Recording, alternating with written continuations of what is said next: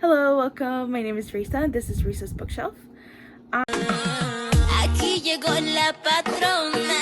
am going to be doing a September wrap-up. In total, I read about 10 books, which very surprised me. I don't remember last time I read 2 books, let alone 10. If I'm looking off to the side, that's because I'm really bad with names, and I'm really bad with, remembering the book names and stuff. So that's what I'm looking at. I'm looking at my laptop, and I'm sorry if it wobbles a little bit. You were propped it up on a Kleenex box and some books, so I'm sorry about that. Anyways, so the very first book I read in September was a romance. It's called Off Limits by M.S. Parker. Is a Scottish billionaire series on Kindle Unlimited. Unfortunately did not like this. It does follow Alec, a 30-year-old who is a CEO, of course, of a family company. And then he meets Lumen, and they have they have a steamy night, I guess, and then they never talk. Honestly, it was really bad. I give it 2 stars. I rounded up, but it's more of a 1.5. The writing wasn't bad. It wasn't anything. It wasn't super memorable. So that's why I'm not giving it too much of a leg up, because writing can sometimes very much carry the story, and I'm just gonna round it up to 2 stars. Okay, I'm gonna be nice. I didn't like it. It was kind of, the thing about this this book is that it's the first one in a series, and in the series you follow the couple. I don't really like this stuff. I mean, it is romance. Specifically when you go into romance, you kind of want to know the couple right off the bat, and how you want to know the angst, the flirtiness, all that. It just didn't happen for this book, because you're gonna follow the couple throughout the other, I think, 2 books. But anyways, I'm not invested enough in them. I didn't connect with the characters enough to be like, oh my god, this is so awesome, I get to follow them for the next 2 books. So I just felt really disappointed at the end. I felt like I was robbed, and I was like, why did I read this? It wasn't even their lives were that interesting to begin with. Anyways, the second book that I read in September was My Favorite Boss by Melanie Moreland. I actually really enjoyed this book. It was honestly one of my favorites. It was one of my favorites. I gave it 4 stars. It was really funny characters, really great writing, really great writing. It is the second one in a series. I didn't read the first one. You really don't have to. I wasn't really interested in the first one. It is an office romance, and you're following Alexander Vane and then Magnolia. Her name is Magnolia. So it follows Alexander Vane and Magnolia Myers. Really silly names now that I think about it. But yeah, it was super funny, charming. It is an office romance. He's her very grumpy boss, and she's kind of very quirky and ditzy. I think we need to bring back quirky manic pixie girl characters especially into romance. I feel like it's so much fun. I love the grumpy sunshine trope in my romances. I love it so much.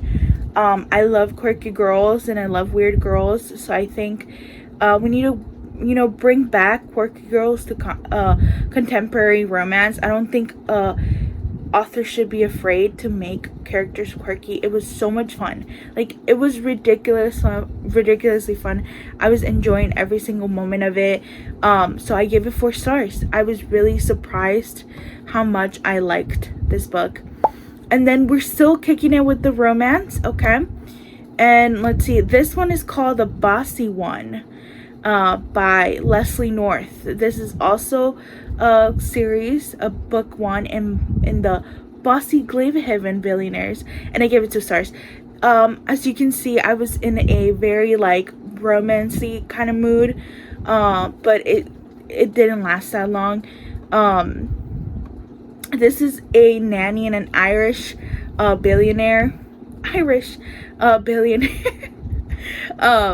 story. I love the nanny boss, just because I don't know.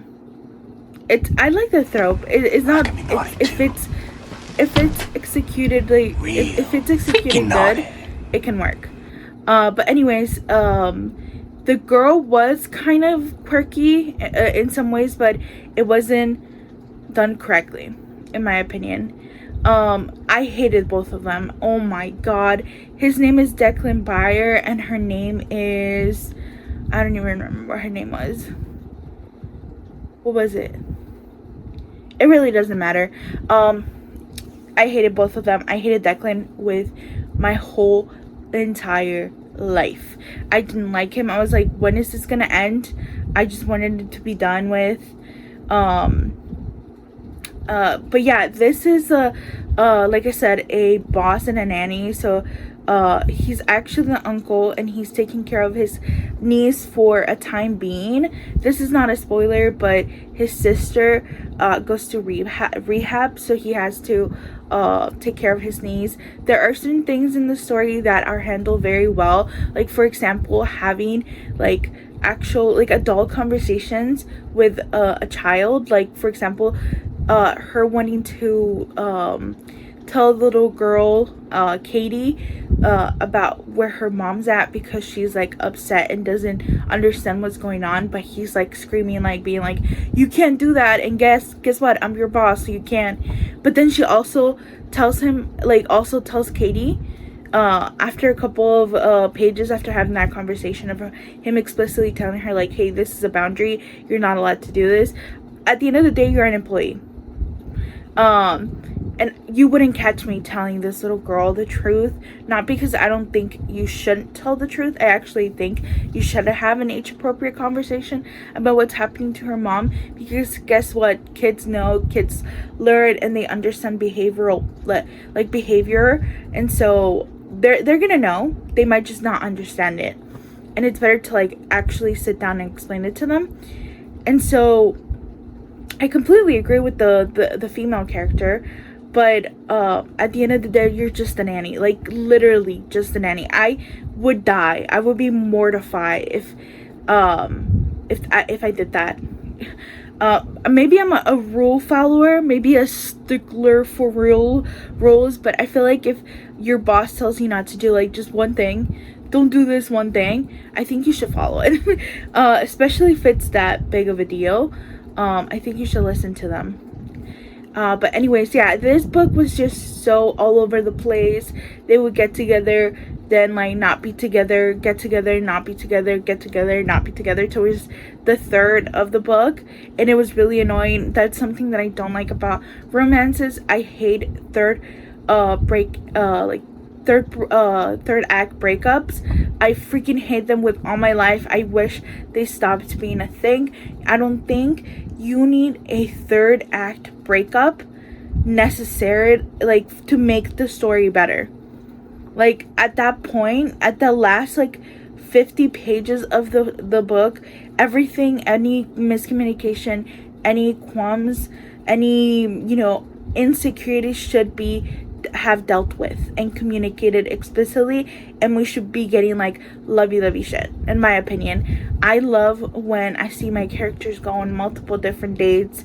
I like, you know, like I understand, I want angst and I want you know, anticipation and all that, but like please make characters in romance, in contemporary romance, have more special moments and like actually interact with each other. But yeah, that was the last romance book I read in a little while, so I switched it up to manga. This is gonna be like literally, so I'm ashamed because I might get flamed and be like, you just don't get it. It might be I don't get it. Maybe I don't get it. Okay. But I read Attack on Titan Volume 1 by Hami Isamaya. I pronouncing that so wrong. I was really generous. I didn't like it. I was just not fucking with it. Like, I'm so sorry. I was not fucking with it. I was not fucking with the Titans. It looked really, really cool, but I just finished it, like, to finish it, which is so bad. I don't know if it was because I was just getting out of my, like, reading slump. I'm definitely gonna read volume 2. I might reread volume 1 just to see, because I genuinely was just, like, confused the whole time. Well, not confused. I know what's going on. If you don't know what a Taikon Titan is, I don't know what to tell you. It's a post-apocalyptic, like, sci-fi manga. Like, people are enclosed into, like, this little, like, they're surrounded by walls, essentially, and inside the walls there's other walls. That's what I gathered. My thing with this, and the reason why I couldn't get into it, is because the translation was so like wonky. I'm sorry, it was so wonky. A group of kids, and I'm guessing, like, they're going in, I read it, okay? They're you know, their home gets attacked. People die by the Titans, humanoids or whatever. Gigantic, really cool looking giants called Titans, and they eat humans. There's the only, at this point, that's what we know, their only source of, like, fuel and food, I'm guessing, or that's just, like, one of their instincts is to kill humans. And so there's, like, parade murders, and there's different positions, and there's positions where you can go on the outside and, you know, fight this Titans and kill them. And you're basically following a group of kids, and that's one of their main goals, is to go on the outside and start, you know, figuring out how to get rid of this Titans. In theory, I would have loved this book because I love sci-fi manga. One of my favorite mangas is sci-fi. It's Eden Zero. I love Eden Zero. That's my favorite manga. But it didn't happen. I'll definitely give it a second chance. But yeah, I gave that 3 stars, unfortunately. And then I read My Name is Shingo by Guzu Umez, and I gave this one a 5 stars. This is a horror manga. It was so good. I wish I had the first volume with me. I have the 3rd, 4th, and 5th, but not next to me. But the drawings were so good. This is a mixture of, like, 1950s aesthetic, 1950, 1960s aesthetics, and social norms, with, like, the 80s technological boom. That's what I was trying to say. I'm sorry. And then you get the POV of this little boy called Monroe. And you get to follow him. He's so funny. I love the little kid. He's just a kid. Like, the book, really truly, you're following just a kid. You're in the head of a kid, and he's really good at technology right away, which is, like, the difference. That's what they like, which I really like. They make the author intentionally makes a difference between Monroe and his father. Like, his father has a lot of difficulty on trying to learn how to manage this new industrial robot at work, and Monroe right away knows what to do after reading the manual, which is really cool. So yeah, we get introduced to this industrial robot. It's very eerie. You are in the mind of this robot, so they are sentient, and you're following this robot, the creation of this robot. The drawing is just insane. It is dark, it is gritty. I absolutely love it. It's like a science fiction horror manga. I would 100% recommend it. I give this 5 stars.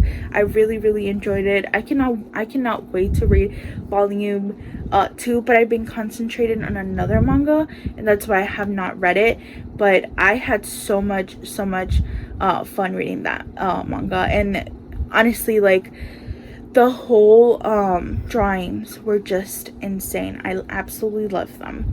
And then I read another manga, which is the Mangus of the Library Volume 1 by Mitsu Uzumi. I also give it 5 stars. It was absolutely gorgeous. Like, literally, hold on.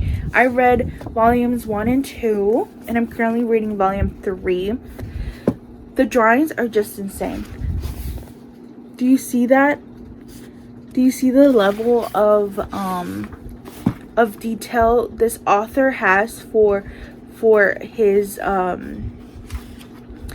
characters? Look at this. Look how gorgeous that is. And the translating for both of the stories, for My Name is Shingo and the Mangus of Library, absolutely phenomenal. This has beautiful writing. Like, that's the only way I can describe it. It has beautiful writing. It talks so beautifully about books and how important they are in the world and the impact they have on, you know, on people, okay, learning about other cultures. This is heavily inspired by Middle Eastern and Southeast Asian cultures. The characters, the way they dress is so it's so beautiful. It's just so beautiful. There's a racial, like, tension. Racism is talked about a lot in this book, but it's kind of flipped. People who are either black or brown are like the, you know, better race, I guess, or believed to be the better race in this book. But the little boy that we're following is a blonde-eyed, blue-eyed, like, pointy ear kid, and they make fun of him because they don't know him. He's kind of different. He doesn't look like you know, people around him. We really enjoyed this book. I really enjoyed the message that it's trying to say, and you're following this little boy trying to become a Gafna, which is basically a librarian who works at the Great Library of Aftak, and apparently it's the Aftak is the city of books. They have incredibly big, like, all the books you can think, and he loves books, and he wears them on his sleeves. Okay, he has learned a lot about books. But yeah, this is compared to Full Metal Alchemist, which is another manga I want to get into in the future once I'm done catching up to this one. Currently it only has 8 volumes, so I feel like this is a really good, as well as Shingo Is My Name. I believe that one has, I'm not entirely sure, but also 8.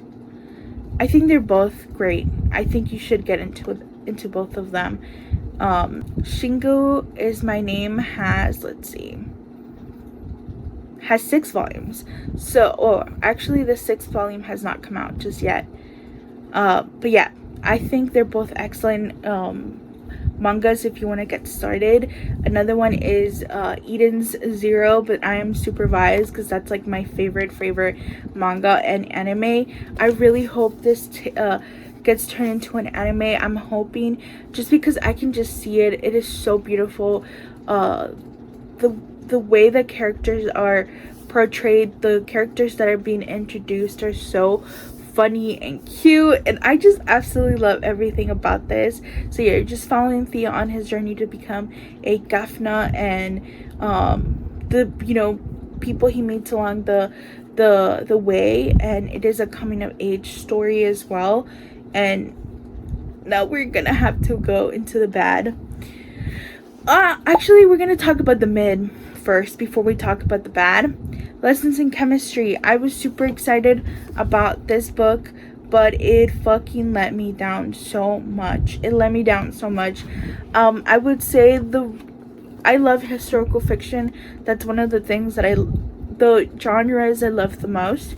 But wow, this made no sense to me. Okay, and the ending was just like, what the heck? Like, seriously. Okay, let me gather my thoughts. Lesson in Chemistry by Vani Garmus.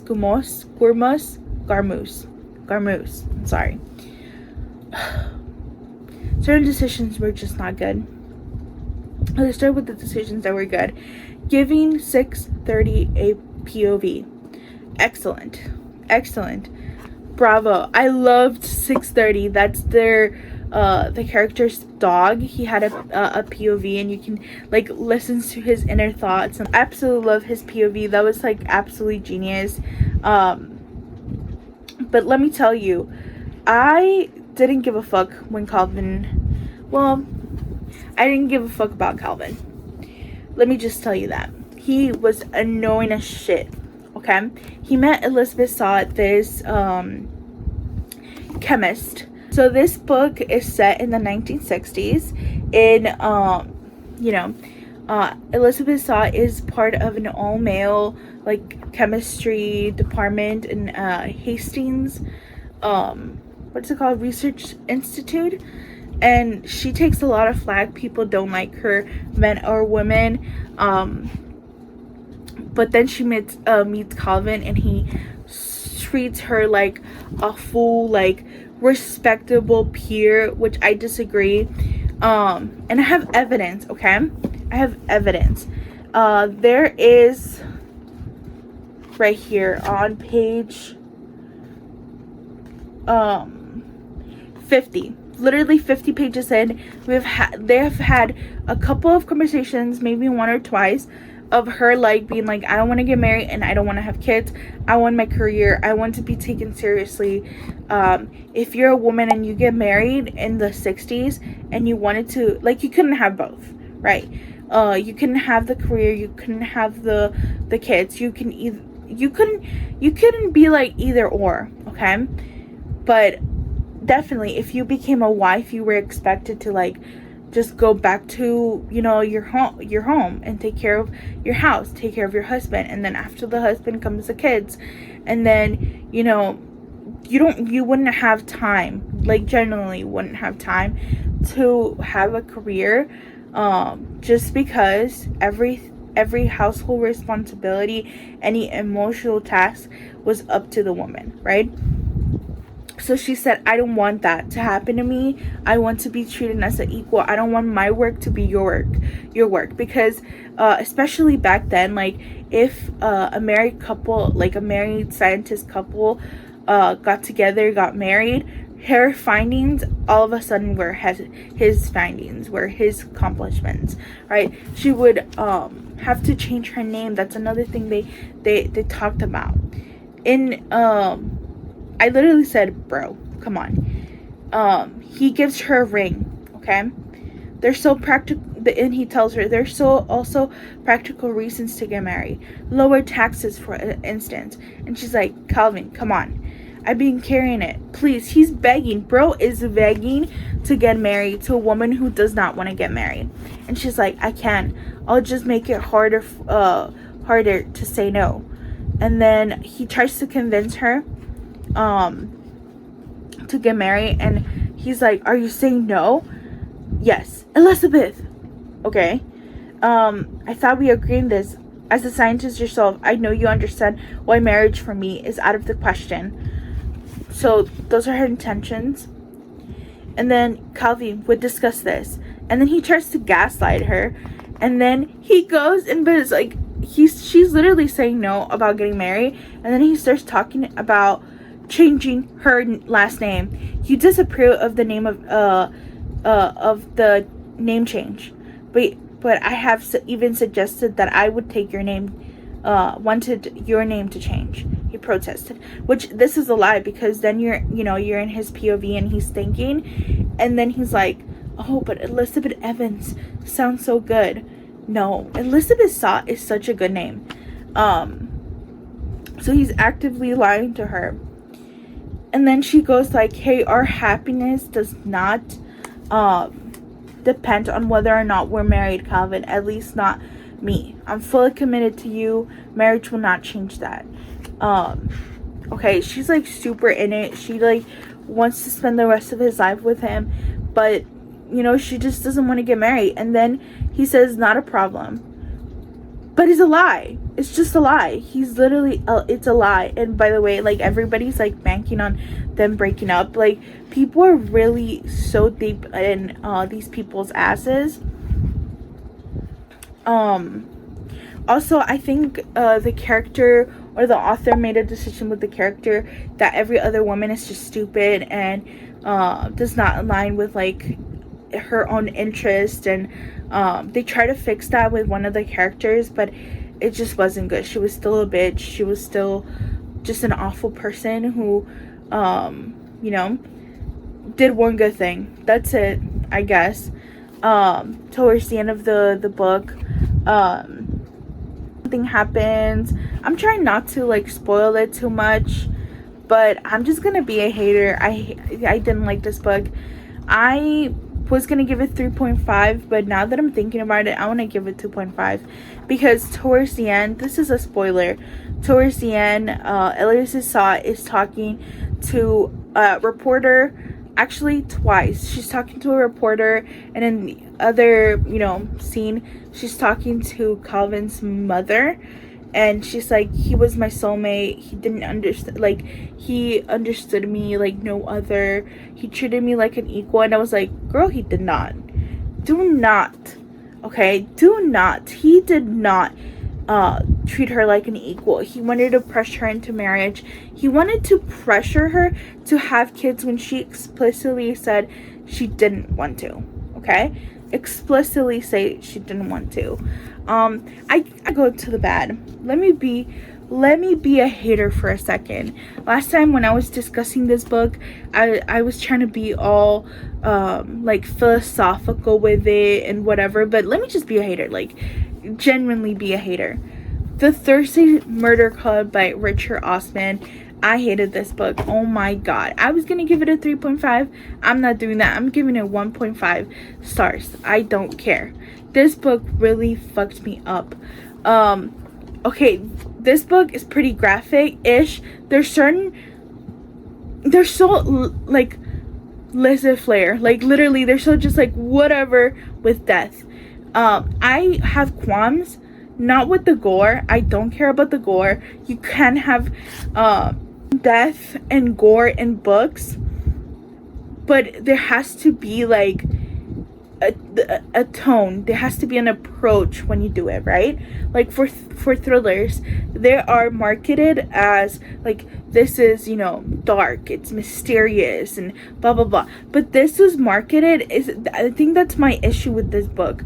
This is marketed as a silly cozy mystery, but there is gore in it. Most, like Agatha Christie, for example, that's a person that is typically associated with like cozy murder mysteries or just like murder mysteries. There's not a lot of gore in her stories. Like, yeah, there is death and there is a murder that they're trying to figure out, but there's not like explicit gore. Like, like literally just one example, the very first page, I asked what sort of knife she had been stabbed with. Like, literally just like that. There's no warning right off the bat. And honestly, I'm not a prude. I've literally read thrillers practically, you know, my whole life since I was like freaking 14, 15. I've been reading thrillers. One of the very first books I read was Girl on a like, when I started reading again, was Girl on a Train, freaking Gone Girl. Like, I understand gore is needed in stories, but it is the tone that the author tries to portray. This was marketed as like a cutesy murder mystery, like with British wit and humor, but the tone is so crazy because they're so like whatever with the tone and you know, surrounding death. Oh, sadly I didn't dog it. Did I not? I didn't tab it, but this is a spoiler, so if you don't want to read, if you want to read this book, skip this. I'll put it up here, which timestamp, but that's the only I guess spoiler I will talk about. just to make my case. Joyce, she's one of the main characters, okay? She just learned that one of her really good friends, one of the people she deeply cares about, has passed away. He took his own life, and he wrote like this very beautiful, very very beautiful actual letter, kind of explaining why he did what he did, and telling him about his story, about his life. But then she's like, at the end of that chapter, she's like sobbing for her friend. But then she comes back with a journal entry saying like that she's back, and she's like, oh, don't worry, nobody died this time, like trying to make a joke of it. But you were just sobbing like a second ago. It's like almost like it gives you whiplash. That's what I mean. It gives you whiplash. There's a lot of points of view. Like a lot of points of view. And in this story, they're like, everybody loves Joyce. I hate Joyce. She's an annoying bitch. I said it. I'm sorry. If you love this book, good for you. I am a hater. I was going to give this book a 3 stars because I genuinely believe that Richard Osman is a really good writer. Like, the writing really carried it, but I ended up giving it 2 stars. I rounded up to 2 stars. I'm gonna round Lessons in Chemistry to 2 stars because the writing wasn't that bad either. It was just the choices that the author made. So now it's just up, baby. I read The Lottery by Shirley Jackson. This is like, I think, my 2nd or 3rd time reading The Lottery. Every single time I absolutely love starting this fall season with Shirley Jackson. I love her writing. Haunting of the Hill House is not one of my favorite books of hers, but I love the writing in that story, even though I didn't like the story itself. But The Lottery just like really solidifies. She's one of my favorite classic authors. Just like the way she uses symbolism, the way she like foreshadows certain things in her story. If you have not read any Shirley Jackson book, I suggest, or this is a short stories, I suggest starting out with The Lottery. I think you will be very impressed. And other than that, that's it. Currently, I'm reading 2 books. I think I might finish them today or tomorrow. If I do, I will talk about them. Like, I would clip them in. So hello, welcome. I'm just clipping in the book that I was able to finish, which was Songs of Willow by Jamie Ford. This book is a historical fiction. We're in Seattle in 1934, and we're following this Chinese American orphan named William, and his his need to find his mother. He is convinced that the actress Willow Frost is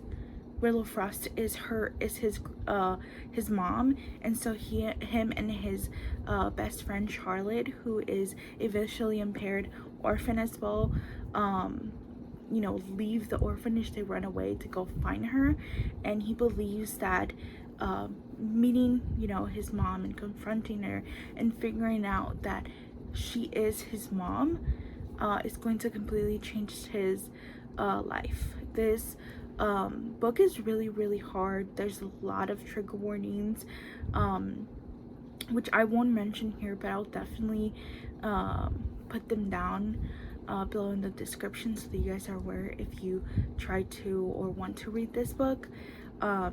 This book, I do want to sit down and kind of meditate this book just because of the conversations that I was trying to have. The Jamie Ford is an absolutely amazing writer. This book is entirely character driven. If you're not somebody that's used to literally books that have no plot, this book has no plot. Okay, it has no grand reveal. It doesn't have you're literally just following these people and their lives and how society and how you know, these racial barriers complicate and cause so much anguish and like ruin generations. Explores so many themes of childhood, womanhood, and motherhood. Like, and it has so many like beautiful prose. If you are a person that likes historical fiction, this is a very accurate representation of 1930s, early 1930s Seattle in America, especially for Chinese Americans. This book taught me a lot, and it made me, you know, pause and like actually research things, which is something that I love about historical fictions. And this book did that. It is very slow, the pace of the book. It's only 317 pages, but it's just so condensed with so much information about the characters that you're following. And I don't want to give more away because I went into this book not knowing a lot about it. Very basic premise, and even though the pace was very slow, I still very much enjoyed it. Like I said, I really want to sit down and just really meditate on this book, but it's definitely a 4 stars. Absolutely loved it. The only reason why it wasn't a 5-star, it wasn't because I didn't connect with the characters. It didn't like it made me tear up. It definitely made me tear up. There were points in the story where I had to pause and like just take everything that was, you know, happening in the book and you know, really think about. But I don't think it was like, for me a 5-star is like soul changing. Like for me a 5-star, I've talked about this, it's Crying in H Mart. That book like literally had me sobbing. Thousand Splendid Suns, like that's a 5-star for me, and unfortunately this book didn't incite those feelings within me, but it definitely made me think and made me, you know, learn. Like I learned from it a lot, and the prose are just absolutely beautiful. I was switching between Kindle and my physical copy, but I'm just gonna read you like a couple of, you know, that literally made me like, I read it and I was like, okay. This is one. Her belly was full of grief. She was feasted on bitter rind of sorrow. And then you can't expect children to sew their own gaping wounds without leaving a terrible scar. We don't get to choose our parents, Sunny said. If we did, most of us might choose to never be born at all.